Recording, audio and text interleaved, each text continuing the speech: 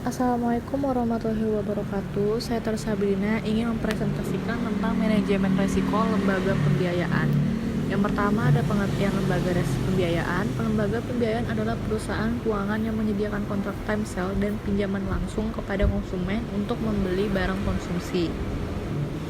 Yang kedua ada jenis lembaga pembiayaan di Indonesia. Jenis pembiayaan yang dapat dijalankan oleh suatu perusahaan pembiayaan meliputi sewa guna usaha. Sewa guna ini kegiatan pembiayaan dalam bentuk penyediaan barang modal baik secara leasing dengan hak opsi maupun leasing tanpa hak opsi untuk digunakan oleh lessee selama jangka waktu tertentu berdasarkan pembayaran secara berskala. Ada tiga pihak utama, yaitu pihak lessor, pihak lessee, dan pihak supplier. Selanjutnya ada operasi leasing. Operasi leasing menurut PSAK nomor 30 adalah kegiatan sewa guna usaha di mana penyewa guna usaha tidak mempunyai hak opsi untuk membeli objek sewa guna usaha. Selanjutnya adalah sell and lease back. Dalam bentuk transaksi ini, lessee membeli terlebih dahulu barang modal atas namanya sendiri, kemudian barang modal tersebut dijual kepada lessor dan selanjutnya oleh lessee disewa kembali dari lessor untuk digunakan kembali bagi keperluan usahanya dalam suatu bentuk kontrak leasing. Selanjutnya ada direct finance lease. Dalam bentuk transaksi ini, lessor membeli barang modal sekaligus menyewakan kepada lessee. Pembelian tersebut dilakukan atas permintaan lessee dan lessee juga menentukan spesifikasi barang modal, harga, dan suppliernya.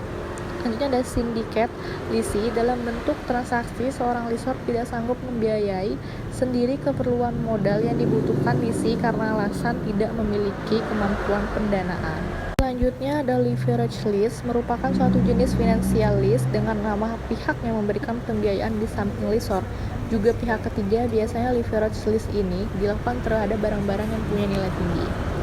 Selanjutnya ada leasing yang bersangkutan sebagai jaminan hutang. Cross border lease merupakan leasing dengan mana pihak lessor dan pihak lessee berada dalam dua negara yang berbeda. Selanjutnya ada niche lease. Ini merupakan bentuk finansial lease di mana lease yang menanggung resiko dan bertanggung jawab atas pemeliharaan barang dan membayar pajak dan asuransinya.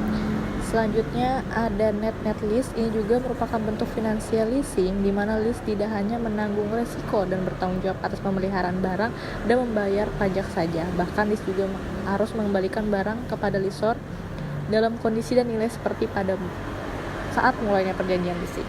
Selanjutnya ada full service lease, disebut juga sebagai rental lease atau gross lease. Maksudnya adalah leasing dengan mana pihak lessor bertanggung jawab atas pemeliharaan barang, membayar asuransi, dan pajak. Selanjutnya ada big ticket lease. Ini merupakan leasing untuk barang-barang mahal, misalnya pesawat terbang dengan jangka waktu yang relatif lama, misalnya 10 tahun. Dan ada captive leasing. Yang dimaksud dengan captive leasing adalah leasing yang ditawarkan oleh lessor kepada langganan tertentu yang telah terlebih dahulu ada hubungannya dengan lessor. Selanjutnya ada third party leasing. Ini bentuk transaksi merupakan kebalikan dari captive leasing. Dalam transaksi ini pihak lessor bebas menawarkan leasing kepada siapa saja. Selanjutnya ada wrap lease. Wrap lease ini merupakan jenis leasing yang biasanya pihak lessor tidak mau mengambil risiko sehingga jangka waktu lebih singkat dari biasanya. Dan ada straight payable lease dan seasonal lease dan return on investment lease. Pembagian kepada tiga jenis leasing ini adalah jika dipergunakan kriteria cara pembayaran terhadap cicilan harga barang oleh lease kepada lessor. Selanjutnya ada penerapan manajemen risiko pada lembaga pembiayaan. Secara prinsip, penerapan manajemen risiko di perusahaan pembiayaan ini mengacu pada kerangka manajemen risiko seperti pada gambar berikut.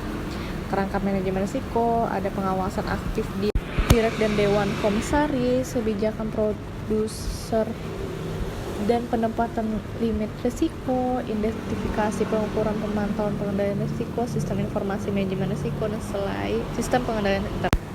Ada sedangkan jenis-jenis risiko melekat yang perlu dikelola dan dikendalikan oleh suatu perusahaan pembiayaan terdiri atas 7 jenis risiko sebagai berikut.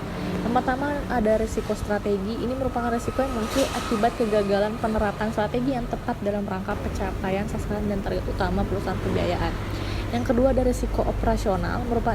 Risiko ini merupakan yang muncul sebagai akibat ketidaklayakan atau kegagalan proses internal manusia, sistem teknologi informasi, dan atau adanya kejadian yang berasal dari luar lingkungan perusahaan pembiayaan. Yang ketiga ada risiko dan aset liabilitas. Ini merupakan risiko yang muncul sebagai akibat kegagalan pengelolaan aset dan liabilitas perusahaan pembiayaan.